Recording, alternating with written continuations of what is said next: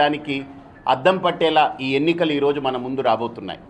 కాబట్టి ఈసారి ఎన్నికల్లో అగ్గిపెట్టి గుర్తు మీద ఓటు వేసి ఏ వ్యక్తి మనకు 5 ఏళ్ళు ఇక్కడ ఉంటారు, ఏ వ్యక్తి 5 ఏళ్ళు మనకు చెప్పింది చెప్పినట్టు చేస్తారు అని మీరు నమ్మి ఓటు వేస్తే ఖచ్చితంగా ఈ రెండూ కూడా హిందూపురానికి సాకారం అవుతుంది.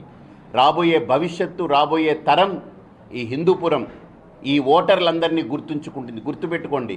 రాబోయే తరాన్ని మనం తృప్తిగా ఉంచాలి అని అంటే వాళ్ళు మనల్ని తిట్టుకోకూడదంటే ఇప్పుడు మీరు వేసే ఓటు కూడా ఒక అర్హులైనటువంటి వ్యక్తికి వేయండి.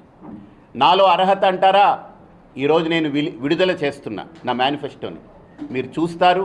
దాన్ని చూసి దానికి తగ్గట్టుగా మీరు ఎంత, నేను మీడియా వాళ్ళకు కూడా చెప్పేది ఏంటంటే మీరు కూడా ఓటర్లే కాబట్టి మీ ఓటు కూడా రేపు భవిష్యత్ తరాన్ని గుర్తుపెట్టుకుని వేయండి.